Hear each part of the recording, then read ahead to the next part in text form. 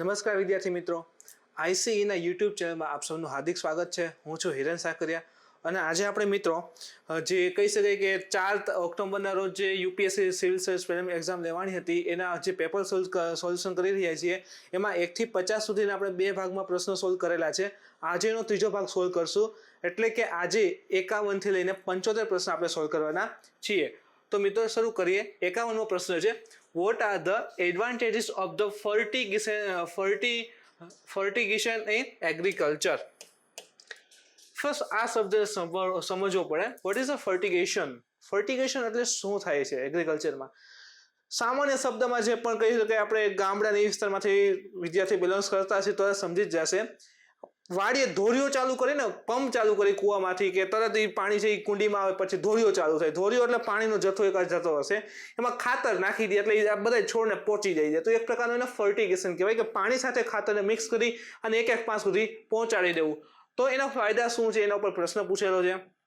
તો જોઈએ તો એક આપેલું છે, controlling the alkalinity in irrigation water is possible. તો કે યસ, આ પોસિબલ છે, એના જે ક્ષારીયતા છે એ કંટ્રોલમાં આવશે. Efficient application of rock phosphate and other phosphate fertilizer is possible. Efficient application આ rock phosphate છે એની સાથે શક્ય છે નહીં. તો ઓપ્શન બી જે છે એ નીકળી જશે. રોક ફોસ્ફેટનો આપણે ફર્ટિગેશનમાં ઉપયોગ કરી શકતા નથી. તો સેકન્ડ ઓપ્શન કાઢી નાખો, જ્યાં પણ છે આ નીકળી જશે અને આ પણ નીકળી જશે. તો ઓટોમેટિકલી તમારી સામે એક જવાબ આવી જશે, ઓપ્શન સી જે સાચો પડે છે. Increase availability of nutrition to plant is possible.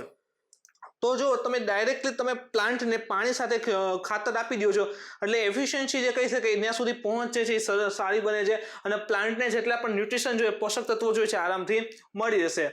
Reduce in the leaching of the chemical nutrition is possible. તો લીચિંગ જે પ્રોસેસ થઈ રહી હોય છે એ પણ રિડ્યુસ થાય છે. તો તમે જો તો પહેલું, ત્રીજું અને સાચું પડે છે.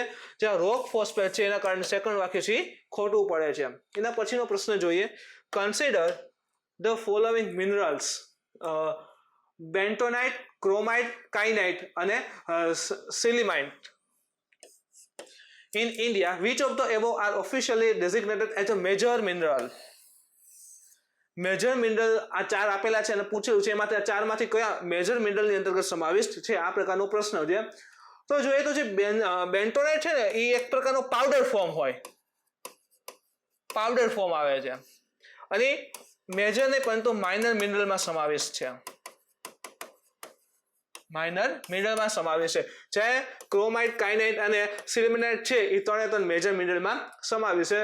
તમે જો એક ચાર્ટ છે, list of the mineral used in the estimation of growth value added. સરકારી જે ડેટા છે ત્યાંથી જ લીધેલો છે. એના અંતર્ગત તમે જો તો 2 પ્રકાર પાડેલા છે, એક છે મેજર મિનરલ છે અને એક છે એ માઇનર મિનરલ છે. હવે મેજરની અંદર 2 ભાગ પાડ્યા, એક આવશે તો જુઓ તમે તો મેટાલિક છે અને નોન મેટાલિક છે.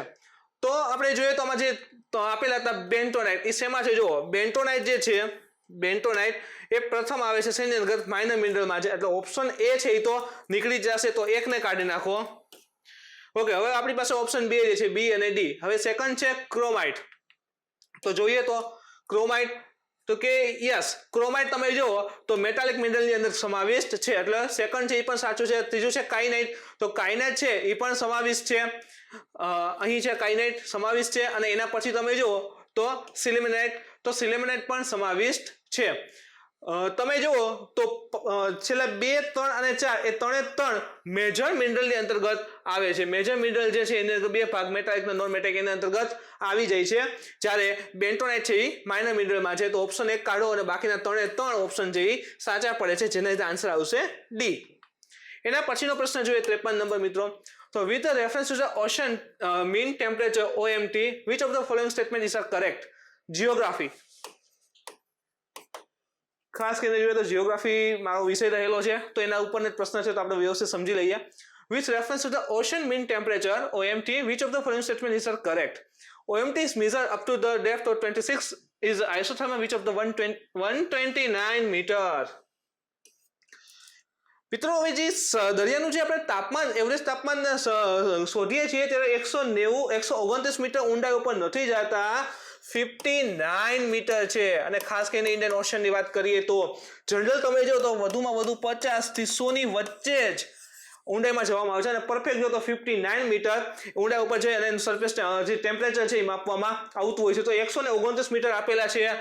પહેલું વાક્ય ડાયરેક્ટ અહીંથી જ ખોટું પડી જશે, આગળ જોવાની જરૂર રહેતી નથી. તો આ તો પ્રશ્ન નીકળી જાય છે. હવે વધે છે 2, કા બીજું સાચું હશે કા તો ખોટું હશે.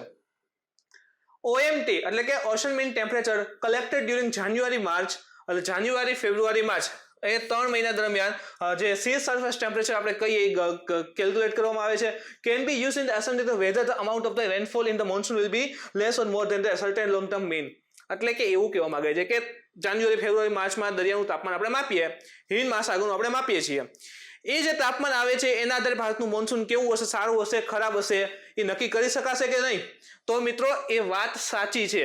સી સરફેસ ટેમ્પરેચરના આધારે ભારતની મોન્સૂન એટલે કે ચોમાસું કેવું રહેશે એની સંભાવના છે, અથવા તો એને કહી શકાય કે આપણે કહી શકીએ કે આ વખતે વરસાદ સારો આવશે, ખરાબ આવશે, એ SST સી સરફેસ ટેમ્પરેચરના આધારે કહી શકાતા હોય છે. તો સેકન્ડ સ્ટેટમેન્ટ છે સાચું બને છે. તો યાદ રાખજો 129 મીટર જવાની જરૂર નથી, માત્ર 59 મીટર આવશે એમાં. એના પછીનો પ્રશ્ન જોઈએ તો with reference to the chemical fertilizers in India consider the following statement. Chemical fertiliser એટલે કહી શકાય એગ્રીકલ્ચર ઉપરનો પ્રશ્ન છે. ફરી લેવું હોય તો એને જીઓગ્રાફીમાં પણ કન્સિડર કરી શકો અને ઇકોનોમિકમાં પણ એગ્રીકલ્ચરના કન્સેપ્ટ આવે છે, પણ ખાસ કરીને જીઓગ્રાફીની અંતર્ગત જોઈએ તો એન્વાયરમેન્ટ જે છે એની સાથે પણ કનેક્ટ કરી શકાય છે. With reference to chemical fertiliser રાસાયણિક ખાતરના કન્ટેક્સમાં કીધેલું છે. કયા વાક્ય સાચા છે જોઈએ તો પ્રથમ શું આપેલું છે? At present the retail price of chemical fertilizer is market driven and not administered by government. Not administered by government. જે પણ કહી શકાય કે આ જે કેમિકલ ફર્ટિલાઇઝર છે, રાસાયણિક ખાતરો છે, એની જે પ્રાઇસ નક્કી કરવામાં કઈ ગવર્મેન્ટનો રોલ હોતો નથી. કેમ પોસિબલ છે? જુઓ, સબસિડી કોને આપવી છે? સરકારને આપવી છે. તો સરકાર તો ક્યાંક ને ક્યાંક હસ્તક્ષેપ કરશે જ ને કે આ પ્રમાણે ભાવ હોવું જોઈએ, કારણ કે સબસિડી સરકારને દેવાની છે. તો અહીં લખાવું છે not administered by the government. તો એ તો વાક્ય નીકળી જ જશે. ખાલી ને ખાલી શું પ્રાઇવેટ નક્કી કરે છે? તો કે ના, એમાં ખાલી માત્ર પ્રાઇવેટ નથી, ગવર્મેન્ટનો પણ ભાગ રહેલો છે. તો પ્રથમ વાક્યને કાઢી નાખો. હવે આપણી પાસે બે ઓપ્શન હશે, સી અને બી. સેકન્ડ જોઈએ તો ammonia which is an input of urea is produced from the natural gas. શું કહેવા માંગે છે? જે એમોનિયાને આપણે કહીએ છીએ NH3, જે નેચરલ ગેસ છે, કુદરતી ગેસ, એમાંથી એમોનિયા મેળવવામાં આવે છે અને આ એમોનિયાનો ઉપયોગ યુરિયાના નિર્માણમાં થાય છે. તો યસ, એમોનિયા છે એમાં નાઇટ્રોજન છે, પછી એની સાથે અલગ પ્રક્રિયાઓ કરાવી અને યુરિયાનું ઉત્પાદન કરવામાં આવે છે. તો સેકન્ડ સ્ટેટમેન્ટ પાછું સાચું છે. તો ઓપ્શન સી પણ શક્ય છે અને ઓપ્શન બી પણ શક્ય છે. તો ત્રીજું સ્ટેટમેન્ટ જોઈએ, sulphur which is a raw material for phosphoric acid fertiliser. એટલે કે જે ફોસ્ફરિક એસિડ રાસાયણિક ખાતર આવે છે એની અંદર ફોસ્ફેટ સલ્ફર છે, રો મટીરિયલ હશે. Is by product of oil refineries. By product એટલે એની સાથે ઉત્પાદન આવતું હોય તો એની સાથે મળી જ આવે એમ. બાય પ્રોડક્ટ કહીએ તો રિફાઇનરીઝનું. તો ત્રીજું વાક્ય છે મિત્રો સાચું પડે છે.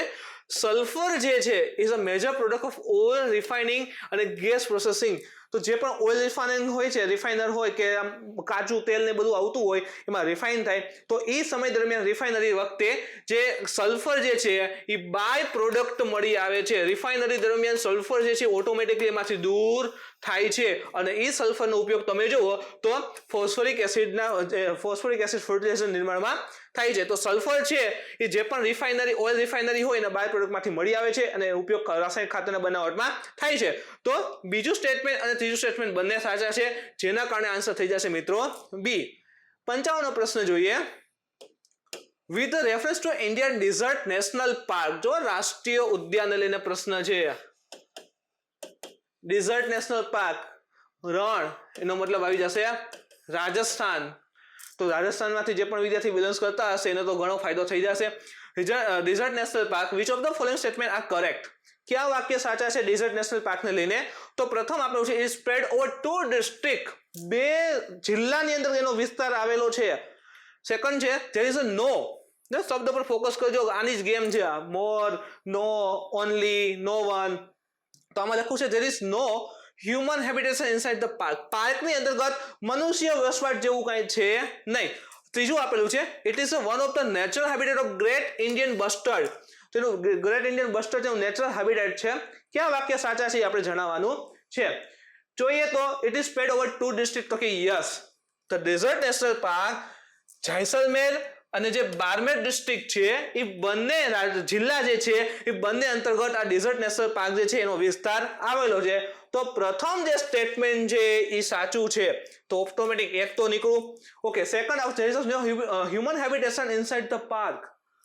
પાર્કની અંતર્ગત આશરે 73 જેટલા વિલેજ સેટ થયેલા છે, જે પરંપરાગત રીતે ઇનસાઇડ કે એવું કહેવાય છે કે લગભગ 400 વર્ષથી અથવા તો એના પહેલાથી પણ એ લોકો જે છે એ ગામ છે આ નેશનલ પાર્ક ડેઝર્ટ નેશનલ પાર્કની અંદર વસવાટ કરી રહ્યા છે, તો એને ત્યાં રહેવાની છૂટ હોય છે. તો જો આટલા વર્ષોથી રહેતા હોય તો આશરે 73 જેટલા ગામ છે અને ત્યાં હ્યુમન ડેન્સિટી જુઓ, હ્યુમન ડેન્સિટી તો આશરે 4 થી 5 પર સ્ક્વેર કિલોમીટર એટલે 1 કિલોમીટરના વિસ્તારમાં આશરે 4 થી 5 લોકો રહે છે. અને એ ત્યાંની જે સંસ્કૃતિ 400 વર્ષથી રહેતા હોય તો એની સાથે જોડાઈ ગયેલા હશે, તો એની સંસ્કૃતિ રીતે જોડાઈ ગયા છે. સંસ્કૃતિ જે છે એ ડેઝર્ટ નેશનલ પાર્ક સાથે જોડાઈ ગઈ છે, તો ત્યાં હ્યુમન હેબિટેટ તો છે, અહીંયા લખેલું છે નથી. તો સેકન્ડ સ્ટેટમેન્ટ છે મિત્રો ખોટું છે. તો જો પેલું સાચું છે અને બીજું ખોટું છે એવું કહો તો બે નહીં આવે, તો ઓટોમેટિક તમારી સામે ઓટોમેટિક જવાબ આવી જશે ઓપ્શન સી કે ત્યાં હ્યુમન હેબિટેટ તો છે જ. અને જે ગ્રેટ ઇન્ડિયન બસ્ટર્ડ છે નેચરલ હેબિટેટ છે, even more than 100 species of birds, પક્ષીઓની 100 કરતા વધારે અલગ અલગ જે જાતિઓ સ્પીસીસ છે એ પણ અહીંયા જોવા મળે છે, અને એમાંની છે જે ગ્રેટ ઇન્ડિયન બસ્ટર્ડ છે. એના પછી જોઈએ તો Siachen glacier is situated to the, ફરી જીઓગ્રાફીનો પ્રશ્ન છે આ. સિયાચિન ગ્લેશિયર ક્યાં, ગ્લેશિયર એટલે હિમ નદી, ક્યાં આવેલું છે? તો તમે જમ્મુ કાશ્મીરનું થોડું ઘણું જાણતા હોય તો એનો ભાગ પાડેલા હતા. આ રીતે અહીં પીઓકે આવે છે, અક્ષય ચીન આવે, સિયાચિન આવે, આ રીતે જમ્મુ કાશ્મીર છે, આ લદ્દાખનો ભાગ છે, આ વિવાદિત છે પીઓકે. તો અહીં સિયાચિન ગ્લેશિયર તમે જો તો આ ભાગમાં આવેલો છે, અહીં છે સિયાચિન ગ્લેશિયર. તો કીધેલું છે કે સેના દક્ષિણ ઉત્તર પૂર્વ ક્યાં આવેલું છે? ઈસ્ટ ઓફ અક્ષય ચીન. આ અક્ષય ચીન છે એના પૂર્વમાં ત્યાં તો નથી. ઈસ્ટ ઓફ લેહ, આ લદ્દાખ છે એના પૂર્વમાં નથી. નોર્થ ઓફ ગિલગિટ, આ ગિલગિટ છે એના ઉત્તરમાં ક્યાંય નથી. તો ઓપ્શન એક જ વધે છે, નોર્થ ઓફ ધ નુબ્રા વેલી. નુબ્રા વેલી અહીં આવે છે અને એને ઉત્તરમાં છે. જો આની પૂર્વમાં ક્યાંય નથી. આ ગિલગિટ કહેવાય છે, એની ઉપરમાં ક્યાં? ગિલગિટને લઈને આઈ થિંક લગભગ લાસ્ટ ડિવાઇસોમાં પ્રશ્ન હતો અને ત્યાંય પણ નથી. અને એક જ વધે છે નુબ્રા વેલી, એની ઉત્તરમાં આવે છે. એનો મેપ પણ સાથે જોઈ લે મિત્રો, તો તમે જોઈ શકો છો ધેટ ઇઝ અ નુબ્રા, અને આ અહીંયા આવે છે સિયાચિન ગ્લેશિયર હિમ નદી. તો એની ઉત્તરમાં તમે જુઓ તો સિયાચિન હિમ નદી છે આવેલી છે નુબ્રાની ઉત્તર તરફ. એના પછીનો પ્રશ્ન જોઈએ, which reference to the history of India. ફરી હિસ્ટ્રીમાંથી આવ્યો અને હિસ્ટ્રીમાં તમને કીધેલું છે દરેક લેક્ચરમાં કહું છું એ પ્રમાણે એન્શન્ટ ઇન્ડિયા, મિડિવલ ઇન્ડિયા અને એક આવશે મોડર્ન ઇન્ડિયા. જોઈએ છે એનો પ્રશ્ન છે, consider the following place of famous place અને પ્રેઝન્ટ સ્ટેટ. પ્રખ્યાત જગ્યા અને હાલ કયા રાજ્યમાં છે એના ઉપરનો પ્રશ્ન છે. તો જોઈએ તો ભિલસા તો મધ્યપ્રદેશમાં આવેલું છે, દ્વારસમુંડા તો મહારાષ્ટ્રમાં આવેલું છે, ગિરિનગર ગુજરાતમાં છે અને સ્થાનેશ્વરા તો ઉત્તર પ્રદેશમાં આવેલું છે. આ રીતે તમને ઓપ્શન આપ્યા છે. એમાં ભિલસા જે છે એ મધ્યપ્રદેશમાં છે, એ સાચી વાત છે. ગિરિનગર એ તો આપણે જાણીએ છીએ આપણા ગુજરાતમાં છે. તો 1 અને 4 સાચા છે એવો ઓપ્શન ગોતીએ તો એક જ આવશે. 1 અને 3 સાચા છે એવો ઓપ્શન જોઈએ તો એક જ આવે છે એ. હવે જે દ્વારસમુંડા છે મિત્રો એ કર્ણાટકમાં આવેલું છે અને સંથેશ્વર છે એ હરિયાણામાં આવેલું છે. તો ઓપ્શન 2 અને 4 ખોટા છે, તે ધ્યાનમાં રાખજો. આનો સાચો આન્સર આવશે એ. જોઈ લઈએ સાથે. તો વિદિશા ધ્યાનમાં હશે કે એન્શિયન્ટ ઇન્ડિયા થોડુંક વાંચવું એટલે અંદાજ આવી જશે. તો Vidisha is the state of Madhya Pradesh, જેને અત્યારે આપણે ભિલસા તરીકે ઓળખીએ છીએ. તો એને પ્રાચીન સમયમાં વિદિશા કહેવાતું, જે મધ્યપ્રદેશમાં આવેલું છે. Dwarasamudra is the capital city of Hoysala empire. Hoysala empire હતું, યાદ આવશે તમને. હોયસાલજી મંદિરની વાસ્તુકલા પણ આવે છે, તો એ ક્યાં આવશે? કર્ણાટકની અંદર આવે છે. અને સંથાનેશ્વર મહાદેવ ટેમ્પલ જે સરસ્વતી નદીના કિનારે છે અને એ આવે છે થાનેશ્વર હરિયાણા. તો જુઓ તમે જે ચોથો ઓપ્શન છે કે સ્થાનેશ્વર ઉત્તર પ્રદેશ, તો એ નથી આવતું, ત્યાં હરિયાણા આવે છે અને અહીંયા આવશે કર્ણાટક. તો ઓપ્શન અહીંયા આવશે કર્ણાટક. તો ઓપ્શન 2 અને 4 દૂર કરો તો ઓટોમેટિક આન્સર આવી જશે એ. એના પછીનો પ્રશ્ન જોઈએ. Consider the following statement. 36% India's districts are classified as over-exploited or critical by the Central Groundwater Authority CGWA. Central ground water authority છે એને એવું કીધું છે કે ભારતમાં 36% ડિસ્ટ્રિક્ટ ને એવી રીતે ક્લાસિફાઈ કરવામાં આવે છે. ઇન શોર્ટ કે 36% જે ડિસ્ટ્રિક્ટ છે, જે જિલ્લા છે, એ ઓવર એક્સપ્લોટેડ અને ક્રિટિકલ ગ્રાઉન્ડ વોટરની સિચ્યુએશનમાં આવેલા છે. હવે આ પ્રમાણ તો બહુ વધારે કહેવાય. 36% એટલે ખૂબ વધી ગયું. એટલા બધા છે નહીં. 36% એટલે તમે જુઓ તો આશે થોડાક વધારે તો 40% એકલું થઈ જાય, તો એટલું બધું ગ્રાઉન્ડ રિસોર્સિસ આપણું ક્રિટિકલી કન્ડિશનમાં છે નહીં. તો પેલો તો દૂર થઈ ગયો, તો એકને દૂર કરો. હવે બે ઓપ્શન વધે છે, સી અને બી. સેકન્ડ જોઈએ, CGWS was form under the environment protection act. તો યસ, એ એન્વાયરમેન્ટ પ્રોટેક્શન એક્ટ છે એના અંતર્ગત નિર્માણ થયેલ છે, બનેલું છે. India has the largest area under groundwater irrigation in the world. તો એ પણ વાક્ય સાચું છે. ભારત જે છે એ પ્રથમ નંબરે છે અને સેકન્ડ છે ને એ ચાઇના છે. તો ત્રીજું સ્ટેટમેન્ટ પણ સાચું પડે છે. આન્સર આવશે બી. 2 અને 3 જોઈ લે સાથે. તો જે સેન્ટ્રલ ગ્રાઉન્ડ વોટર ઓથોરિટી કે CGWA છે એ કીધું કે આપણે અહીંયા એન્વાયરમેન્ટ પ્રોટેક્શન એક્ટ અંતર્ગત બનેલ છે, તો એ વાક્ય સાચું છે. તમે જો તો જે government of India under the section 3(3) the environment protection act 1986 છે એના અંતર્ગત સેક્શન 3(3) માં એ સેન્ટ્રલ ગવર્મેન્ટ જે ગ્રાઉન્ડ વોટર ઓથોરિટી છે બનેલી છે. આના સિવાય 39 million hectare India has the world largest ground water well. Well કહીને એટલે કે કુવા. ખાસ કરીને ભારતમાં જો કુવા બહુ વધારે છે, આપણા ગુજરાતમાં પણ એના દ્વારા સિંચાઈ થાય છે, જેને એના ગ્રાઉન્ડ વોટર છે એ વધારે છે. તો ઇન્ડિયા ફર્સ્ટ છે, સેકન્ડ ચાઇના છે. તો આનો આન્સર થઈ જશે મિત્રો બી. એના પછીનો પ્રશ્ન જોઈએ. Consider the following statement. Jet stream physical geography, ભૌતિક ભૂગોળ કહીએ ને, એનો પ્રશ્ન છે મિત્રો. Consider the following statement. Jet stream occur in northern hemisphere only. જો ફરી શબ્દ આવ્યો only વાળા મોસ્ટ ઓફલી વાક્ય ખોટા જ હોય તો એને ડાયરેક્ટ ખોટું પણ કરી શકો અથવા સમજી લઈએ. તો જેટ સ્ટ્રીમ આપણી પૃથ્વી લઈએ, ઇક્વેટર, અક્ષાંશનો જે વિડીયો છે એમાં તમને કીધું છે આ બધા કે અક્ષાંશ કોને કહેવાય, હોર્સ લેટિટ્યુડ શું હોય છે. એકવાર એનો પ્રશ્ન આવે છે કે અશ્વ અક્ષાંશ ક્યાં હોય છે એનો પ્રશ્ન હતો, તો એ અક્ષાંશના વિડીયોમાં જઈને તમે જોઈ શકો છો. શા માટે એને અક્ષાંશ કહેવાય છે એ પણ માહિતી એમાં આપેલી છે. તો તમે જુઓ તો એક અહીંયા 30નો પટ્ટો આવે, 60નો પટ્ટો આવે. તો એક હોય છે સબ ટ્રોપિકલ વેસ્ટર્લી જેટ. સબ ટ્રોપિકલ સમશીતોષ્ણ કટિબંધીય પશ્ચિમી જેટ પવનો હોય છે. અહીં એક આવે છે ટ્રોપિકલ ઇસ્ટર્લી જેટ આવે. આના સિવાય તમે અહીં જુઓ તો ધ્રુવીય જેટ હોય. તો જેવી રીતે ઉત્તર ગોળાર્ધમાં છે આને ઉત્તર ગોળાર્ધ કહેવાય છે, વિષુવવૃત્તની ઉત્તરનો ભાગ. એવી જ રીતે એ પણ પવનો જે દક્ષિણ ગોળાર્ધ છે ત્યાં પણ હોય છે. સબ ટ્રોપિકલ વેસ્ટર્લી જેટ હશે, ઇસ્ટર્લી જેટ હશે અને અહીં ધ્રુવીય જેટ હશે. તો તમે જો તો જે ઉત્તર ગોળાર્ધમાં છે એ દક્ષિણ ગોળાર્ધમાં આવતા હોય છે જેટ પવનો, જેના લીધે પેલું વાક્ય છે ખોટું પડે છે. કારણ કે અહીં લખેલું છે માત્ર ને માત્ર ઉત્તર ગોળાર્ધમાં હોય છે, તો એવું જ ન હોય. ઉત્તર ને દક્ષિણ બંનેમાં હોય છે, તો એકને દૂર કરો. હવે આપણી પાસે ઓપ્શન 2 વધ્યા, બી અને સી. આ બે તો દૂર થઈ ગયા. Okay. Only some cyclone develop in eye. Eye એટલે કે આંખ. તો યસ, બધા સાયકલ્સ મીન્સ કે ચક્રવાત એ આંખનું આઈ ક્રિએટ નથી કરતા. આ જોઈએ આપણી પૃથ્વી, ઇક્વેટર. 30 અંશ સુધી ઉપર જઈએ અને 30 અંશ સુધી દક્ષિણમાં આવીએ તો આ જે પટ્ટો છે એને કહેવાય છે ઉષ્ણ કટિબંધ. તો ઉષ્ણ કટિબંધીય વિસ્તારમાં જે પણ ચક્રવાત ને એવું આવતું હોય છે એમાં આંખ ને એવું જોવા મળતું હોય છે. ઇન શોર્ટ કે ચક્રવાત હોય તો આમ ફરતું હોય તો જે સેન્ટ્રલનો ભાગ હોય, વચ્ચેનો ભાગ, એને આંખ કહેવાતો છે. શાંત વિસ્તાર હોય. ક્યારેક કેવું થાય કે આમ ચક્રવાત હોય ને આખું વિસ્તાર, ધારો કે આપણું ભારત લઈએ, ચક્ર આમ ફરતું આવે અને જેવું અહીંયા કિનારા ઉપર અથડાશે ને ચક્રવાતની પહેલી અસર તો આવી ગયા, પવન આવી ગયા અહીંયા, તો એ ભટકાશે. તો શરૂઆતમાં એવું લાગે કે ચક્રવાત આવી ગયું, થોડીક અસર આપશે, પછી સ્ટોપ થઈ જશે. સ્ટોપ થઈ જાય એટલે શું થાય ખબર કે આંખ વાળો ભાગ આવ્યો હોય ત્યાં, આમ ફરતું આવે તો એને આંખ જે છે એ ભાગ આવી જાય. તો એ વખતે એકદમ શાંત વિસ્તાર હોય તો એવું લાગે કે હા પૂરું થઈ ગયું. થોડીક વાર થાય ને તો બાકીનો ફરી ચક્રવાતનો ભાગ આવતો હોય છે. તો આંખ જે છે એ ચક્રવાતના સેન્ટરમાં હોય છે. ઇન શોર્ટ એ આખામાં ન હોય, આખી પૃથ્વી પર જ્યાં પણ ચક્રવાત બધામાં નથી હોતો. જે આ ગાળામાં ચક્રવાત આવે છે એમાં જ ખાલી ને ખાલી આંખ જોવા મળતી હોય છે.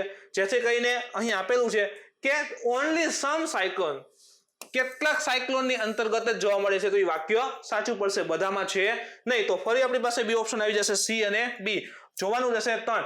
The temperature inside the eye of a cyclone is nearly 10 degree lesser than the of the surrounding. 10 નો હોય, એ 4 થી 5 અંશ સેલ્સિયસ હોય.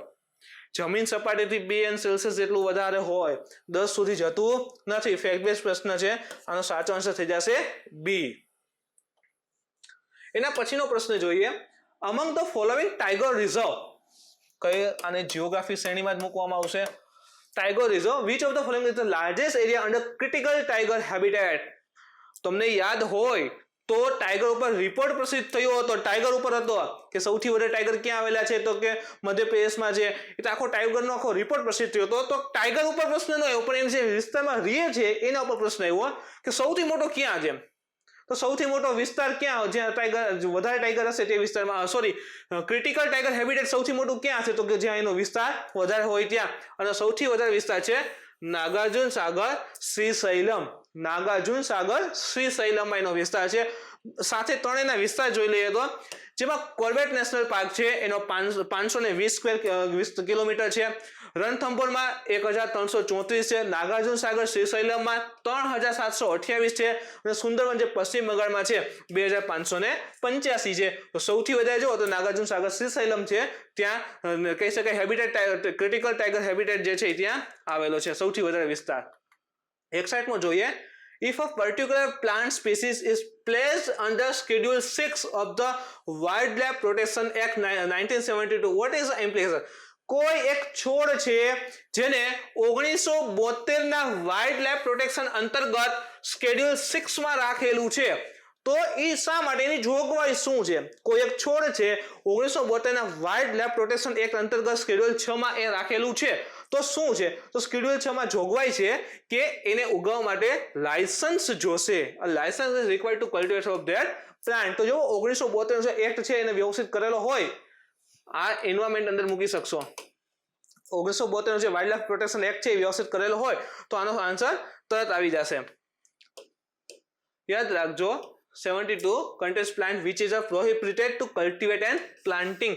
એ જે સ્કેડ્યુલ 6 છે 1972 નું, એ શું કરે છે, અમુક છોડનું જે છે એ ઉત્પાદનને રોકે છે, પ્રોહિબિટ કરે છે, જેને લઈને ઉત્પાદન કરવું હોય તો ગવર્નમેન્ટ પાસેથી લાયસન્સ લેવું જરૂરી બની જશે.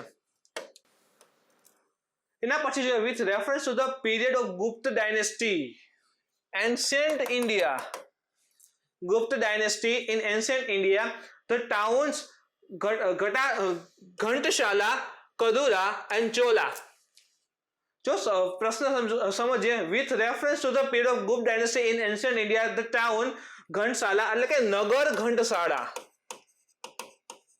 ટાઉન ઘંટશાળા, નગર Ghantasala, Kadura and Chola well known as, એ શું હતા? ત્રણે શબ્દ શેને લઈને છે, શેમાં માટે વપરાતા? આ શબ્દ શું છે? નગર ઘંટશાળા, કડુરા એન્ડ ચોલા. તો હવે આ તો એન્શિયન્ટ ઇન્ડિયામાં તમે વ્યવસ્થિત એક એક શબ્દ ફોકસ કરીને વાંચેલો હોય તો અંદાજ આવે કે એક પ્રકારના port handling foreign trader, port handling માટેની વસ્તુ હતી. પોર્ટ હેન્ડલિંગ માટે આ શબ્દનો યુઝ કરવામાં આવતો હતો. એના પછીનો પ્રશ્ન જોઈએ તો, what is અથવા તો are the advantages of zero tillage in agriculture. Zero tillage in agriculture નો અર્થ શું થાય છે? ઝીરો ટીલેજ ઇન એગ્રીકલ્ચર એટલે જુઓ તમે, અત્યારે આપણે ખેતી કરતા હોય, સિમ્પલ આપણે સમજીએ, ખેતી કરતા હોય તો શું કરે? ધારો કે અત્યારે આપણે સમજો ખાસ કપાસ લગાવ્યો છે, કપાસ લગાવ્યો છે, તો કપાસ આવી ગયો, ઉતરી ગયો બધું, બાકીના જે ડુંડવાની બધું હશે એમને પડેલું હશે, એને સુકાઈ ગયેલા છોડ ને બધું આમને આડાવું ગમીને ઉઠતું હશે, પછી તો કાઢી નાખીએ એટલે ઓકે. હવે આના પછી તમે જો તો રવિ પાકની સિઝન આવે, ધારો કે આપણે ઘઉં વાવવા છે, તો હવે આપણે સામે તે ખેડૂત શું કરે કે બધું વીણી લે, પછી આખું ફરી ટ્રેક્ટર ચલાવીને સરખું કરે, આખા વિસ્તારમાં ચાસ પાડે, ફરી આમ છે આમ ચાસ પાડશે વ્યવસ્થિત ચલાવીને, અને પછી એમાં વાવણી કરે, એમાં ઘઉંની વાવે. તો આ રીતે આપણી સામાન્ય સિસ્ટમ છે, અને આપણે ટ્રેડિશનલ એગ્રીકલ્ચર કહીએ છીએ. પરંપરાગત રીતે આ પ્રકારે ખેતી થાય છે. બટ ઝીરો ટેલિંગમાં શું થશે કે આ જેટલા કઈ સુકાય, આપણે કીધું ને કે અગાઉ જે આપણે કપાસનો પાક લીધો એમને બધું એનું પડેલું હશે સૂકું, એમને રાખી મૂકવાનું, રાખી જ મૂકવાનું.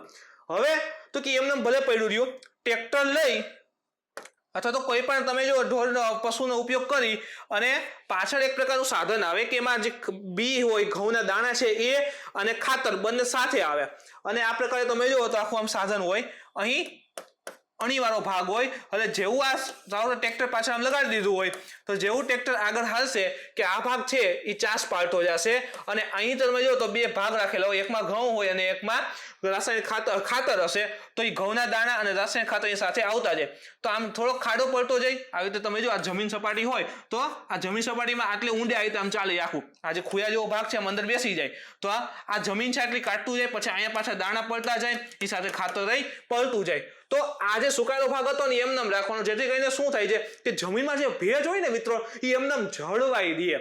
જમીનનો ભેજ છે એ એમને જળવાઈ રહે, આનો ફાયદો છે. આના સિવાય આ સૂકા પદાર્થથી બધું જો વિઘટન થઈ જશે તો એ જમીનમાં ભળશે તો એ કુદરતી ખાતર તરીકે પણ કાર્ય કરે છે. તો આ પ્રકારે તમે જો તેને ઝીરો ટિલેજ કહેવામાં આવે છે. તો જોઈએ તો શું કહે છે ઓપ્શનમાં, sowing of the wheat is possible without burning the residual of previous crop. એટલે કે અગાઉનો જે પાક, આપણે જો હમણાં ઉદાહરણ યાદ રાખો કે કપાસ લાગ્યો તો પ્રીવિયસ ક્રોપ થઈ ગયો. હવે એના જે વધારાનો ભાગ છે એને સળગાવ્યા સિવાય પણ નવો પાક છે, આપણે ઘઉં વાવ્યા હતા તો ઘઉંને લગાડી શકાય છે. તો કે ઓપ્શન સી એ છે એ સાચો છે. યસ, એ રીતે કરી શકાય. તો એક આવે એવો ગોતો, તો આ બે તો ઓટોમેટિકલી નીકળી જાય છે. ઓકે, એના પછી સેકન્ડ જોઈએ. Without the need for nursery of rice sampling, direct planting of paddy seed in the wet soil is possible. Wet soil. તમને મેં કીધું કે રેસિડ્યુઅલ પાર્ટ એટલે કે જે પહેલાનો પાક હતો જે વધારાનો જે ભાગ છે એ બધા ત્યાં પડ્યા રહેશે તો શું થાય કે એક પ્રકારનું જમીન ઉપર આવરણ આપે છે. જમીન ઉપર આવરણ આપે છે એટલે જે પણ જમીનનો ભેજ બાષ્પીભવન થતો હોય એ અટકી જઈને જમીનમાંથી ભેજની માત્રા જળવાઈ રહે. તો એ સમયે તમે જુઓ તો જે ચોખાને એનું વાવેતર થઈ શકે છે. માલદીવ્સમાં એમાં ઘણી જગ્યાએ આ માડાગાસ્કર આફ્રિકા નજીકનો ટાપુ છે, દેશ પણ છે, અહીંયા આ પ્રકારની ટેકનોલોજી યુઝ કરાય છે રાઈસના કલ્ટિવેશન માટે. તો સેકન્ડ છે એ પણ સાચું છે. તો બે આવતું હોય અને એક આવતું હોય તો બે ઓપ્શન હજી તમારી સામે છે. હવે ત્રીજું જોઈએ, carbon sequestration in the soil is possible. એટલે કે એવું કહેવા માંગે છે કે હવામાંનો જે કાર્બન ડાયોક્સાઇડ છે એને જમીનમાં ઉમેરી શકાય એનાથી. તો જો જરૂરી નથી કે 100% ઉમેરી શકાય, પણ આ એક શબ્દ આપેલો છે કે ઇઝ પોસિબલ, શક્યતા રહેલી છે. તો કે યસ, એ શક્યતા રહેલી છે કે હવામાનનો CO2 જે છે, કાર્બન ડાયોક્સાઇડ જે છે જે પાકને જરૂરી હોય છે એને જમીનમાં ઉમેરી પણ શકીએ છીએ. અહીંયા પોસિબલ છે. જો એમ કીધું કે ઉમેરી જ શકીએ તો એ વાક્ય ખોટું છે. શક્યતા રહેલી હોય છે, ઉમેરી શકાય છે. તો ઓપ્શન 1, 2, 3 ત્રણ સાચા છે અને જવાબ આવશે ડી. એના પછીનો મિત્રો પ્રશ્ન જોઈએ.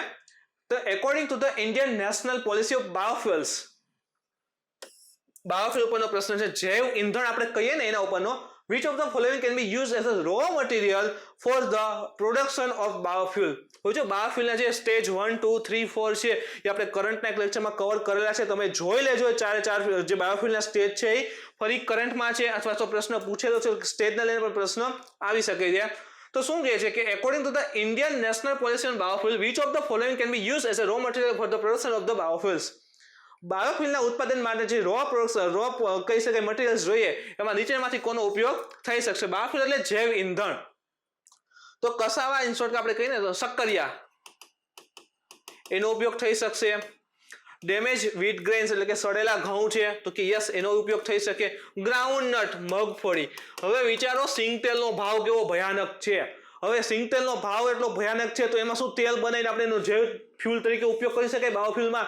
તો કે ના, આ શક્ય નથી. લોકોને ખાવા નથી મળતા તો તમે એનો ફ્યુલ તરીકે ઉપયોગ કેવી રીતે કરી શકો? તો 3 નંબર તો નીકળી જશે. તો એવું ગોતો, 3 અહીંથી નહીં ગયા, અહીંથી નહીં ગયા અને અહીંથી નહીં ગયા, તો ઓટોમેટિક જવાબ તમારો સામે આવી જશે. પણ છતાં જોઈ લઈએ, હોર્સ ગ્રામ તો એમાં પ્રોટીનની માત્રા ખૂબ વધારે હોય છે, એના માટે એનો ઉપયોગ થતો નથી. અને રોટેન પોટેટોસ એનો ઉપયોગ થાય છે. તો આનો આન્સર જો પેલું તો યસ, સેકન્ડ તો કે યસ, ત્રીજું ગ્રાઉન્ડ સીડ ના, ચોથું નહીં. તો 1, 2, 5 અને સુગર બીટ, આ 6 નંબર છે અહીંયા આપેલું છે, સુગર બીટ. તો જે શેરડીનો વધારાનો ભાગ નહીં હોય છે તેમાંથી તો ઉત્પાદન એનું થાય છે. તો 6 એ 6 છે એ સાચો આવે છે અને આન્સર એ છે એ બની જશે. યાદ રાખો, આ 6 માંથી 2 નથી આવતા. કોણ? એક છે હોર્સ ગ્રામ અને એક છે ગ્રાઉન્ડ સીડ. આ બંને આવતા નથી. એના પછીનો પ્રશ્ન જોઈએ 65 નંબર.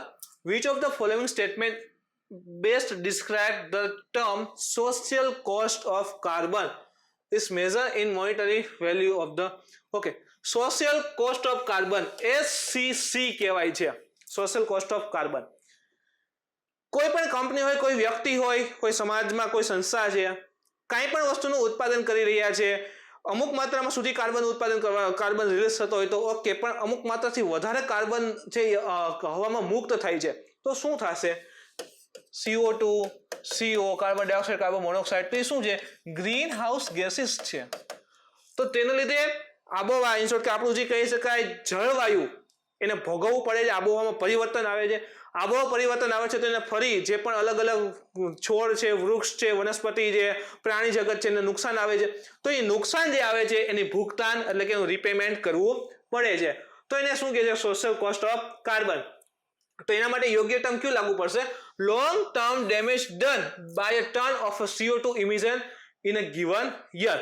એટલે કે એમ કહેવા માંગે છે કે એક વર્ષની અંતર્ગત તમે જુઓ તો long term damage done by the ton of CO2, 1 ton કાર્બનના ઉત્સર્જનથી જે પણ નુકસાન આવે છે લોંગ ટર્મ માટેનું તો કે યસ, જે પણ તમે જો કે કાર્બનનું વધારે પડતું ઇમિશન કરો, રિલીઝ કરો છો તમે, તો એનાથી જે સમાજ છે એને નુકસાન આવવાની સંભાવના તો છે. તો આ પહેલું સ્ટેટમેન્ટ એના માટે પરફેક્ટ બેસે છે. તો આન્સર ડાયરેક્ટલી એ આવી જશે. એના પછી જોઈએ તો with reference to pulse production in India consider the following statement. પલ્સના ઉત્પાદનને લઈને પ્રશ્ન છે તો જોઈએ શા માટે કે શું પૂછેલું છે. First, black gram can be cultivated as both kharif and rabi. જો ખરીફ સિઝન ને રવિ, રવિ એટલે શિયાળુ પાક, ખરીફ એટલે ચોમાસુ પાક. તો પ્રશ્ન છે કે ઉનાળુ, તો એને ઝાયદ પાક કહેવાય છે. તો black gram can be cultivated both kharif અને રવિ, એટલે કે બંનેમાં સમાવેશ થાય તો કે યસ. પ્રથમ છે સાચું છે, તો આ બે તો દૂર થઈ ગયા. સેકન્ડ જોઈએ ગ્રીન ગ્રામ. ગ્રીન ગ્રામ એટલે મગ થશે. alone account for nearly half of pulse production. half of pulse production, જેટલું પણ પલ્સનું પ્રોડક્શન છે એનું એકલું 50% આપણે શું મગનું ઉત્પાદન કરીએ છીએ. જેટલા પણ દાળ અને બધું છે એના એકલા 50% ખાલી મગ જ છે, મગનું ઉત્પાદન કરીએ છીએ. તો કે ના, આટલું બધું મગનું ઉત્પાદન છે નહીં. તો સેકન્ડ ને કરો દૂર, તો સેકન્ડ ને કરો દૂર, તો તમારી સામે જવાબ આવી ગયો 1 ઓનલી ઓટોમેટિકલી. છતાં સ્ટેટમેન્ટ જોઈ લઈએ. ઇન ધ લાસ્ટ 3 decades, એટલે છેલ્લા ડિકેડ્સ થી while the production of kharif pulse has increased. Kharif pulse એટલે કે જે ચોમાસુના પલ્સ છે, ચોમાસા દરમિયાન પલ્સનું જે ઉત્પાદન થાય છે એનું ઉત્પાદન છેલ્લા 3 decades થી વધી રહ્યું છે. જ્યારે રવિ જે પલ્સ છે એનું ઉત્પાદન ઘટી રહ્યું છે. તો એ ખોટું આવે છે. છેલ્લા 3 decades થી એનું ઉત્પાદન પણ વધી રહ્યું છે. સતત એનું ઉત્પાદન વધી રહ્યું છે. છતાં પણ જો India is a very wide country, બહુ વિશાળ દેશ છે અને વિશ્વનો સેકન્ડ નંબરનો સૌથી વધારે વસ્તી ધરાવતો દેશ છે. જેટલું ઉત્પાદન કરીએ છીએ એ તો જરૂરી છે જ, પણ તેમ છતાં માંગ વધારે છે. આપણે દાળની એની આયાત કરીએ છીએ. મોઝામ્બિકની છે ને સાથે આપણે કરાર ને બધું કરેલું છે, ત્યાંથી દાળની બધું આવે છે. તો ઉત્પાદન વધીએ છે છતાં આપણે આયાત તો કરીએ છીએ, એને પણ ધ્યાનમાં રાખજો.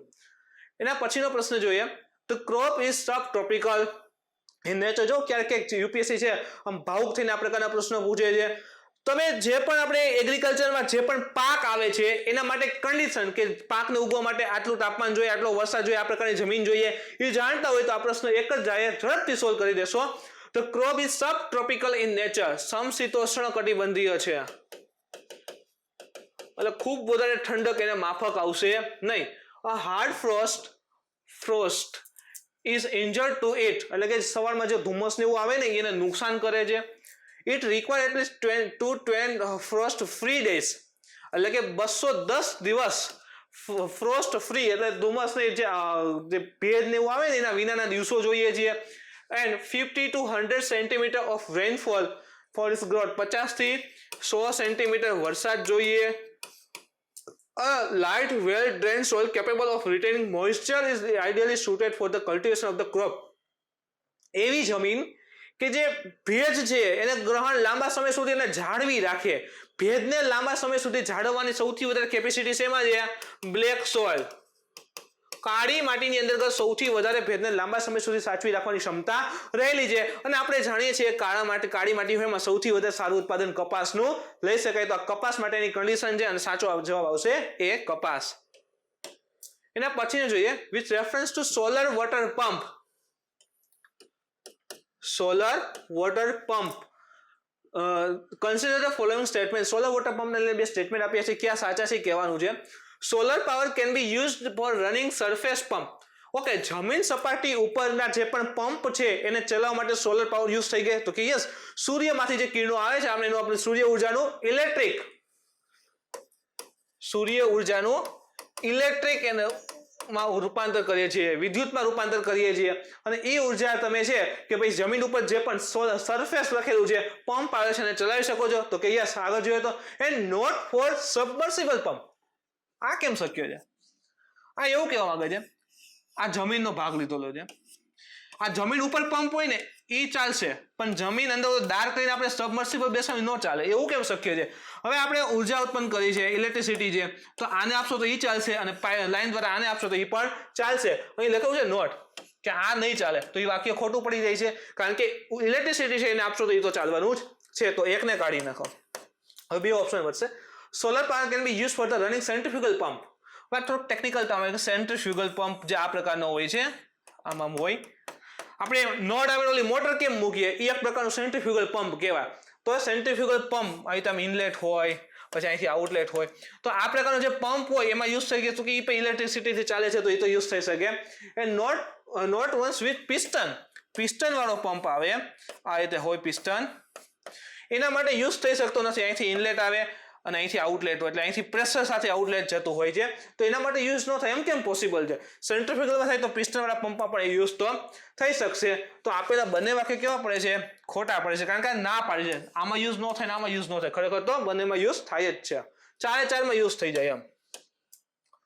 With reference to the current trend in the cultivation of sugar cane. Sugar cane એટલે આપણી શેરડી, એના ઉત્પાદનને લઈને કરંટ ટ્રેડને લઈને પ્રશ્ન પૂછેલો છે. In India consider following statement.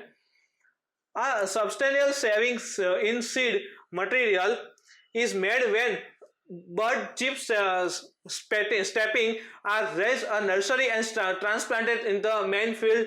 Second છે when direct planting of set is done, the germination of percentage is better with the single budded set of the compared to the set with many buds. If bad weather condition prevails with the set of directly planted single budded set have better soil as compared to larger set. જો પહેલા તો એમ થાય કે આ set શબ્દ ક્યારનો આવે? Set એટલે શું થાય? જે પણ ખેતી કરે છે એનો અંદાજ આવી જશે. શેરડી વાવી હોય, પ્રશ્ન સાંભળ્યો, શેરડી વાવી હોય તો શું ઉગાવવું પડે? શું આખી શેરડી વાવી દેવાની? તો કે ના, શેરડી ખાધેલી તો બધે હોય. શેરડી ખાવ ને એટલે વચ્ચે કાતરી આવીને ગાંઠ હોય નાની નાની. જો તમને ફોટો છે તમારા માટે, આ પ્રકારની ગાંઠ હોય, અહીંયા ગાંઠ હોય, કાતરી કહીને આપણે, જો અહીંયા ગાંઠ છે. તો આવા ભાગ પાડવામાં આવે અને એ ભાગ હોય ને એને વાવવામાં આવે જમીનમાં અને એમાંથી શેરડી બને. તમે જો આ નાના નાના ભાગ છે દેખાય છે, અહીં જો ગાંઠ છે, તો આ પ્રકારના નાના પીસ આવે અને અમુક છે એ મોટા પીસ આવે છે. તો આને લઈને પ્રશ્ન છે, આને કહેવાય છે સેટ. આને વાવવામાં આવે એટલે શેરડી એમાંથી ઉગે છે. જોઈએ પ્રશ્ન શું છે એમાં. ત્રીજું ખાસ કરીને જોઈએ, ઇફ બેડ વેધર કન્ડિશન હોય, વાતાવરણની પરિસ્થિતિ ખરાબ હોય, prevail when set are directly planted single budded set have better survival. એવું કેવું કે ભાઈ એક વાવેલા હોય, આ એક પ્રકારથી તમે વાવેલા હોય, આ કંઈક અલગ રીતે જીવે, આ કંઈક અલગ રીતે. હવે વાવો છો તો શેરડી તો સરખી જ ઉગવાની છે ને. તો એકને હવે ખરાબ કન્ડિશન હોય, જેમ કે આ રીતે વાવેલા હોય જમીનમાં અને થોડા થોડા નાના નાના ઉગેલા છે બધાય, ચાહે બે આ હોય ને બે આ હોય, આવડા ઉગેલા હોય અને ખૂબ વધારે વરસાદ આવે તો આ બધું ધોવાઈ જાય ને. એક ધોવાય ને એક ન ધોવાય એવું થશે. ખૂબ વધારે પવન આવે તો ઉડી જશે, આને ઉડે એવું થશે. તો એવું પોસિબલ છે નહીં. તો 3 નંબર છે ઓટોમેટિકલી ખોટું પડે છે. તો 3 ને દૂર કરો. એક અહીંયા છે, એક અહીંયા છે. ઓકે, હવે સેકન્ડ જોઈએ. When direct planting of set is done, the germination percentage is better with single budded set as compared to set with many buds. આવું શક્ય નથી કે ભાઈ તમે એક વાવો છો એમાં સારું થશે અને બે ત્રણ એક સાથે વાવો એમાં ન થાય, એવું શક્ય હોતું નથી. તો સેકન્ડ ઓપ્શન એ ખોટો પડે છે. તો આનો સાચો આન્સર ઓટોમેટિક થઈ જશે 1 and 4. તો થોડો ટેકનિકલ પ્રશ્ન છે સુગર કેનને લઈને, ખૂબ વધારે એના ઉપર રિસર્ચ કર્યું હોય તો આ પ્રકારના આન્સર આપી શકાય છે. બાકી તમે આવી રીતે એલિમિનેશન મેથડ યુઝ કરીને જવાબ આપી શકો છો સિમ્પલ બુદ્ધિ ચલાવીને. ઓકે, એના પછીનો પ્રશ્ન જોઈએ. In the context of India which of the following is considered to be the practices of eco friendly agriculture. Eco friendly agriculture એટલે શું થાય કે ભાઈ ઉત્પાદન, પર્યાવરણને નુકસાન ન થાય ને ઉત્પાદન વધારે આવે, બંને એટલે ઇકોનોમી અને એન્વાયરમેન્ટ બંનેને બેલેન્સ રાખીને ઉત્પાદન, તો એને ઇકો ફ્રેન્ડલી એગ્રીકલ્ચર કહીએ છીએ. Crop diversification. આજે આ વખતે તમે ધારો કે કોઈ એક એ નંબરનો પાક લગાવ્યો છે, બીજા વર્ષે એ નો લગાડો, બી લગાડો, અને ત્રીજા વર્ષે ફરી સી લગાડો, પછી ભલે એ લગાડો, તો પાક જે છે એની ફેરબદલી કહીએ ને આપણે આપણી ભાષામાં, પાકની ફેરબદલી. એ સારું છે કે નહીં જમીન માટે? તો તમે કહેશો કે યસ. તો પાક ફેરબદલી છે ઇકો ફ્રેન્ડલી એગ્રીકલ્ચરમાં આવે જ છે. લેન્ડ ઇન્ટેન્સિફિકેશન આવે છે, ટ્રાન્સમિશન યુઝ હશે, અને વર્ટિકલ ફાર્મિંગ. આ ચારે ચાર છે તમે જુઓ તો એ ઇકો ફ્રેન્ડલી એગ્રીકલ્ચરની અંદર સમાવિષ્ટ છે. તો આનો ઓપ્શન થઈ જશે ડી. આવી ટોટલ 17 થી 18 અલગ અલગ મેથડ છે ઇકો ફ્રેન્ડલી એગ્રીકલ્ચરની. એના પછીનો પ્રશ્ન જોઈએ. In India, which of the following can be considered as a public investment in agriculture? Public investment agriculture. એમાં શેનો સમાવેશ થશે? Fixing minimum support price for agriculture produce for all crops. હવે સિમ્પલ વિચારો, એમએસપી કોણ નક્કી કરે? પબ્લિક નક્કી કરે કે સરકાર? તો આન્સર આવી જશે ગવર્મેન્ટ. તો અહીંયા શું પૂછે? Public investment in agriculture. એમાં શું શું સમાવેશ થાય? તો એક નંબર છે એમએસપી. એ તો આવતું જ નથી, તો એમએસપી છે એક નહીં આવે, દૂર કરો એકને, અહીંથી દૂર થઈ જશે, અહીંથી પણ બંનેમાંથી દૂર થાય છે. ઓટોમેટિક જવાબ આવી ગયો 2, 3 અને 6. તો આ રીતે તમે જુઓ તો એમએસપી ના આધારે આખો પ્રશ્ન છે સોલ્વ કરી શકીએ છીએ. સેકન્ડ જોઈએ, એના પછીનો જોઈએ. What is the importance of the term interest coverage ratio of firm in India? Interest cover ratio RBI દ્વારા થોડા સમય પહેલા આ શબ્દનો ઉપયોગ કરવામાં આવ્યો હતો. રિપોર્ટ આપ્યો તેમાં આ પ્રકારના શબ્દ યુઝ કર્યા હતા. શું કહેવા માંગે છે કે ઇન્ટરેસ્ટ કવરેજ રેશિયો એટલે થાય છે શું? જુઓ કે the interest coverage ratio is a debt ratio and profitability ratio used to determine how easily company can pay interest on its outstanding debt. કંપનીની કંઈ પણ ડેપ્ટ હોય એના ઉપર તમે જુઓ તો એ જે પણ વ્યાજ ને બધું હોય એ ચૂકવવા માટે કંપની કેટલી એબલ છે. ધારો કે એ નામની બેંક છે, બી નામની કંપની છે, તો કંપની એ પાસેથી કઈ વસ્તુ લીધી છે, પૈસા લીધા છે, ચલો પૈસા લીધા છે તો એના પર વ્યાજ પણ આપવું પડે. તો આ બી નામની કંપની આ વ્યાજ ચૂકવવા માટે કેટલી એબલ છે? That is called the interest coverage ratio, not more. એટલે કે સિમ્પલ છે, પૈસા દેવા કે ન દેવા, લોન દેવી કે ન દેવી, એ આના આધારે નક્કી થતું હોય છે. It helps understanding the present risk of firm that a bank is going to be give a loan. કીધું એ પ્રમાણે રિસ્ક બતાવશે કે હા ભાઈ આનું જે રેશિયો જે છે ઇન્ટરેસ્ટ કવરેજ રેશિયો ઊંચો છે, સારો છે, તો ઇન શોર્ટ કે એનો મતલબ એમ થશે કે બેંકને આપણે પૈસા આપશો તો એ પાછું જે ચૂકવવા માટે કેપેબલ છે, રિટર્ન આપવા માટે કેપેબલ છે. તો એનું રિસ્ક છે એના વિશે જાણી શકો છો, તો કે યસ રેશિયોના લીધે તમે રિસ્ક કેટલું છે જાણી શકશો, એ પાછા આપશે કે નહીં આપે. It helps avoiding the emerging risk of firm that bank is going to give a loan. તો એના વિશે પણ માહિતી મળી રહેશે. The higher a borrowing firm's level of interest coverage ratio, the worse નહીં આવે, his ability to serving the debt. જેમ એનો રેશિયો ઊંચો હશે, ઇન શોર્ટ કે આ રેશિયોના આધારે નક્કી થાય છે કે પછી ડેપ્ટ જે છે એ જે લોન લીધી છે વ્યાજ સાથે ચૂકવવા માટે કેપેબલ છે કે નહીં. જેમ ઊંચો હશે એનો મતલબ શું થશે કે હા ભાઈ ચૂકવવા માટે શક્ય છે. ધારો કે કોઈ એ નામની બેંક છે, એ બી કંપનીને લોન આપતી હોય, ક્યારે આપતી હોય કે એને ખબર હોય કે હા ભાઈ આ જે બી નામની કંપની છે એ સામાન્ય રીતે એના કહી શકે એની કન્ડિશનના આધારે કહી શકાય કે એ વ્યાજ સાથે પરત કરી શકશે. તો એની કન્ડિશન સારી હશે, વર્ષ તો નહીં આવે, સારી હશે તો એ આપવામાં આવશે. તો 3 નંબરને દૂર કરો અને 1 અને 2 આવે છે, એટલે જવાબ તમારી સામે આવી ગયો. એના પછીનો પ્રશ્ન જોઈએ. Which of the following factor અથવા policies were affecting the price of rice in India in the recent past? Rice એટલે ચોખાના પ્રાઇસને અફેક્ટ કરનારા ઇન્ડિયાને કયા પ્રકારના પગલા છે? ઇન શોર્ટ કે ઇન્ડિયામાં કઈ આ ચારમાંથી કઈ વસ્તુ છે એ રાઈસ જે ચોખા છે ને પ્રાઇસ એની કિંમત છે ને ઇફેક્ટ કરે છે? એમએસપી તો એ તો આવશે જ. ગવર્મેન્ટ ટ્રેડિંગ જોઈએ, ગવર્મેન્ટ સ્ટોપલિંગ એ પણ આવશે. કન્ઝ્યુમર સબસિડીઝ એ પણ એને ચોખાને ઇફેક્ટ કરે છે. ગવર્મેન્ટ ટ્રેડિંગ, શું ગવર્મેન્ટ વેપાર કરે છે ચોખાનો ઇમ્પોર્ટ એક્સપોર્ટ કરે છે? તો કે યસ. તમને જો કરંટનો મુદ્દો કહી દઉં, અત્યારે કરંટમાં ચાલશે બાસમતી ચોખા છે ને, બાસમતી રાઈસ, એને લઈને છે. ઇન્ડિયા અને પાકિસ્તાન બંને એના ટેગ માટે લડી રહ્યા છે. એમાં ઇન્ડિયા આપણે પહેલા કીધું છે કે અમારા હવે એમાં એવું છે કે આપણે જે ટેગ માટે એપ્લાય કરેલું હશે ને ઇન્ટરનેશનલ લેવલે, એટલે એવું કે 3 મહિનાની અંદર બીજો કોઈ દેશ છે એને અપીલ કરવી હોય તો કરી શકે. જેમાં પાકિસ્તાને કરી છે યુરોપિયન યુનિયનમાં, સોરી એને લઈને ભારત વિરુદ્ધ. તો તમે જુઓ તો ખરેખર જીઆઈ ટેગ આપણે ભારતને મળવા પાત્ર છે. એટલે પાકિસ્તાન એવું કહે છે કે બાસમતી ચોખાનું ઉત્પાદન અમારે શરૂ થયું એટલે અમને મળવું જોઈએ, પણ એક ઇસ્યુ આવે છે ચોખાને લઈને. એટલે યાદ રાખો કે ભારત સરકાર છે એ ચોખાનું ટ્રેડિંગ એટલે કે ઇમ્પોર્ટ જવું નથી પડતી, આપણે એક્સપોર્ટ કરે છે, ટ્રેડિંગ કરે છે. તો 1 2 3 4 4 સાચા છે. એના પછીનો પ્રશ્ન જોઈએ. Consider the following statement. The value of Indo Sri Lanka trade has કન્સિડરેબલી increase in the last decade. શબ્દ સતત વધી રહ્યો છે. ભારત અને શ્રીલંકા વચ્ચેનો વેપાર છે સતત વધી રહ્યો છે. સતત ગ્રાફ આમ ઉપર જવો જોઈએ. ઓકે. સેકન્ડ છે ટેક્સટાઇલ એન્ડ ટેક્સટાઇલ આર્ટિકલ્સ, કપડા ઉદ્યોગ. Consider N important item of trade between India and Bangladesh. Bharat અને બાંગ્લાદેશ વચ્ચે આ મહત્વનો ઉદ્યોગ બની રહ્યો છે. ઇન ધ લાસ્ટ 5 years, છેલ્લા 5 વર્ષમાં Nepal has been the largest trading partner of India in the south Asia. South એશિયાની અંતર્ગત ભારતનું સૌથી મોટું વેપારનું ભાગીદાર છે છેલ્લા 5 વર્ષમાં નેપાળ રહ્યું છે. તો મિત્રો આ વાત ખોટી પડે છે. નેપાળ નથી, બાંગ્લાદેશ છે સૌથી વધારે. સાઉથ ઇન્ડિયા આખું વિશ્વ નથી કીધું, ખાલી સાઉથ એશિયા. સાઉથ એશિયામાં સૌથી વધારે ભારત સાથે ટ્રેડિંગ કોણ કરે છે? બાંગ્લાદેશ છે.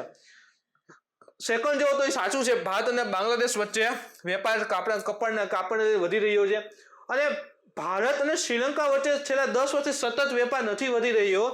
ઉપર આવે છે, ક્યાંક નીચે આવે છે, તો સતત નથી. આ સતત શબ્દ છે ને એટલે ખોટું પડે છે. નેપાળી નથી. તો 1 અને 3 ને કાઢી નાખો. 1 અને 3 નીકળી જશે. જવાબ બી છે એ સાચો આવી જશે. એના પછીનો જોઈએ 75મો પ્રશ્ન. In which one of the following groups are all 4 countries remember G20? G20 જે ગ્રુપ છે એની તાજે તમે જો તો કરંટમાં હતું એ મીટિંગમાં G20 માં કયા દેશ સમાવેશ છે આ 4 માંથી કહેવાનું છે. તો સિમ્પલ તમને 19 દેશ છે અને યુરોપિયન યુનિયન છે. અને નામ આવડતા હોય તો તમે અંદાજ લગાવી શકો છો. આર્જેન્ટિના છે, મેક્સિકો છે, સાઉથ આફ્રિકા છે અને ટર્કી છે. આમાં તમે જો તો ઓસ્ટ્રેલિયા છે, કેનેડા છે, મલેશિયા નથી, ન્યુઝીલેન્ડ નથી, બ્રાઝિલ છે, ઈરાન નથી, સાઉદી અરેબિયા છે, વિયેતનામ નથી, ઇન્ડોનેશિયા છે, જાપાન છે, સિંગાપુર નથી, સાઉથ કોરિયા છે. તો મિત્રો તમારે ફરજિયાત 20 દેશોના નામ યાદ રાખવા પડશે. તો જ તમે મેં કરી એ પ્રકારની ટેકનિક યુઝ કરશો કે ઓસ્ટ્રેલિયા, કેનેડા છે, મલેશિયા નથી, ન્યુઝીલેન્ડ નથી, બ્રાઝિલ છે, ઈરાન નથી, સાઉદી અરેબિયા છે, વિયેતનામ નથી, ઇન્ડોનેશિયા છે, જાપાન છે, સિંગાપુર નથી ને સાઉથ કોરિયા છે. જ્યારે આર્જેન્ટિના છે, મેક્સિકો છે, સાઉથ આફ્રિકા છે ને ટર્કી છે. તો એ 4 સાચા પડે છે. તો તમે જો આનો આન્સર એ થઈ જશે. તો મિત્રો આજના જે 75 પ્રશ્નો હતા તમે જો એનું લિસ્ટ પણ છે અહીં. આજના જે 75 પ્રશ્નો હતા અહીં સમાપ્ત થાય છે. જો આજના પ્રશ્નમાં તમને કંઈ ક્વેરી હોય એવું હોય તો તમે કોમેન્ટ કરીને જણાવી શકો છો. કાલે બાકીના જે પણ ચોથો ભાગ છે બાકી છે કે 75 થી 100 એ આપણે કાલે પૂરો કરશું. Thank you.